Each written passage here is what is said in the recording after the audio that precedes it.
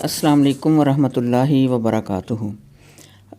غزہ کو 20 جنوری کے بعد جہنم بنانے والے ٹرمپ کے اپنے ملک کے شہر لاس اینجلس میں آگ نے اتنی تیزی پکڑ لی ہے کہ وہ پتہ نہیں کتنے سینکڑوں کلومیٹر فی گھنٹہ کے حساب سے چل رہی ہے۔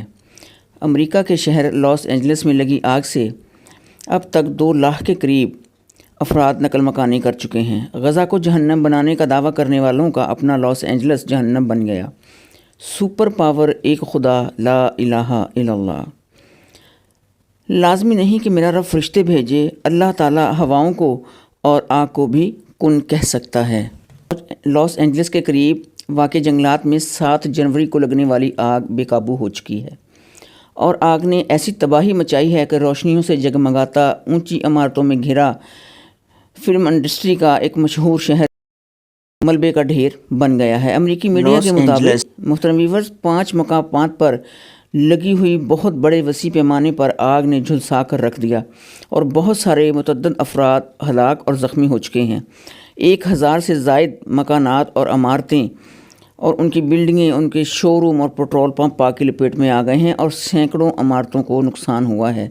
آگ سے کوئی 5000 ایکڑ کے قریب رقبہ جل چکا ہے اور 30,000 افراد نے وہ علاقہ چھوڑ دیا ہے، بلکہ اب تو لاکھوں نے چھوڑ دیا ہوگا، جبکہ مزید بہت سارے لاکھوں میں لوگ محفوظ مقامات پر منتقل ہو چکے ہیں، گھر خالی کروائے جا رہے ہیں۔ اور صرف عام شہری نہیں، ہالی ووڈ کی کئی مشہور شخصیات بھی اس آگ میں اپنا سب کچھ گنوا بیٹھی ہیں اور امریکہ کے شہر لاس اینجلس میں لگی آگ کے دوران کچھ افراد اپنے گھروں میں سور ہو چکے ہیں۔ لاس اینجلس میں اس وقت 7 جنگلات میں آگ بھڑک اٹھی۔ اب تک کی سب سے بڑی اور تباہ کن آگ پالیسیڈیز میں 15,832 ایکڑ پر پھیلی ہوئی ہے، جبکہ ایٹن میں لگی آگ 10,600 ایکڑ رقبے پر پھیلی ہوئی ہے۔ تاہم ہالی ووڈ سمیت بہت سارے ہالی ووڈ ہلز میں تمام دیگر مقامات پر آگ لگی ہے اور لاس اینجلس کے رہائشیوں کو تشویش میں مبتلا کر رہی ہے۔ آتش زدگی کے نتیجے میں تقریباً کوئی 2 لاکھ افراد کو انخلاء کے احکامات جاری کیے گئے ہیں اور اب نقل مکانی کا سلسلہ جاری ہے اور یہ آگ اب ہسپتالوں تک پہنچ چکی ہے اور لوگوں کو ہسپتالوں سے نکالا جا رہا ہے۔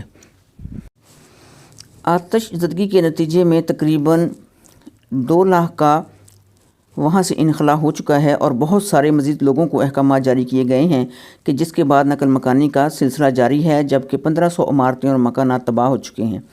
لاس اینجلس یونیفائیڈ اسکول ڈسٹرکٹ کے تمام اسکول آج بند کر دیے گئے ہیں۔ دوسری طرف ٹرمپ نے کہا تھا کہ اگر غاصب ریاست اسرائیل کے قیدی واپس نہیں کیے گئے تو وہ حلف اٹھانے کے بعد مشرق وسطیٰ کو جہنم بنا دیں گے اور 20 جنوری کو وہ غزہ کو بھی جہنم بنا دیں گے۔ استغفر اللہ، نعوذ باللہ۔ اس ایک بیان سے اندازہ کیا جا سکتا ہے کہ امریکہ سے اس قاتل ریاست کے لیے کس حد تک تحفظ مانگا جا رہا ہے۔ یہ آگ جو لاس اینجلس میں لگی ہوئی ہے، یہ امریکہ کا امیر ترین علاقہ ہے، جہاں مشہور ترین فلم انڈسٹری ہالی ووڈ کے دفاتر ہیں اور ان کی شخصیات کے گھر بھی ہیں۔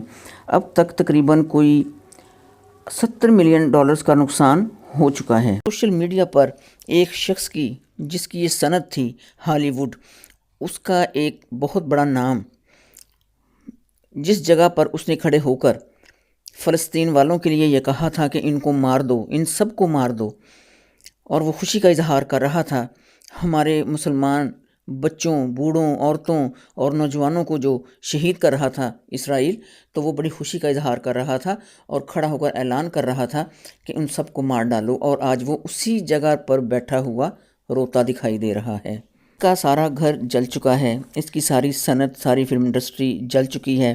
جس ٹی وی پر آ کر یہ خوشیاں منا رہا تھا اور دھمکیاں دے رہا تھا اور کہہ رہا تھا کہ ان سب کو مار ڈالو، اسی ٹی وی پر بیٹھا اب یہ رو رہا ہے۔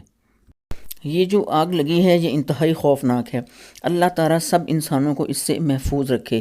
جو آفت آئی ہوئی ہے، اللہ تعالیٰ ہمارے مسلمان بہن بھائیوں کو اس سے محفوظ رکھے۔ ہم تو پوری انسانیت کی بات کرتے ہیں، ہم صرف مسلمانوں کی بات نہیں کرتے۔ اللہ تعالیٰ ہمیں ایسی چیزوں سے محفوظ رکھے، ہر ناگہانی آفت سے، تہمت سے، بیماری سے اور بلا سے۔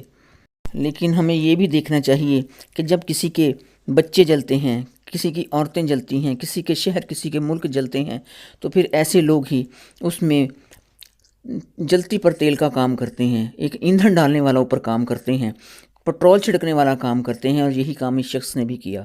لیکن جب اللہ کی پکڑ آتی ہے، اِنَّا بطشَ ربک لشدید، یقیناً تیرے رب کی پکڑ بڑی سخت ہے۔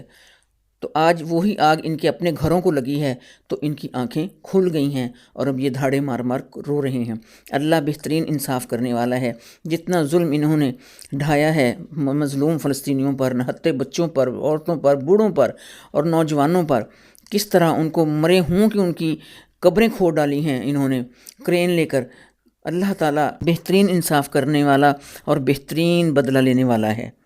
وہ کام جو ہمارے مسلمان ملک ایٹمی پاور ہونے کے باوجود، ترقی یافتہ ہونے کے باوجود، چاہے وہ سعودیہ ہو، چاہے وہ کویت ہو، وہ دبئی والے ہوں، کوئی بھی عرب کنٹری ہو، اتنا کچھ ہونے کے باوجود، مال و دولت ہونے کے باوجود ایک پانی کی بوند تک وہاں نہیں پہنچا سکے، ایک خالی اپنے گھروں میں بیٹھے ان کو دھمکی نہیں لگا سکے۔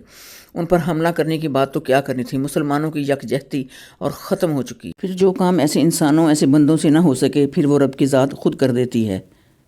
یہ آگ بجھانے میں امریکہ کی گورنمنٹ کیوں ناکام ہوئی؟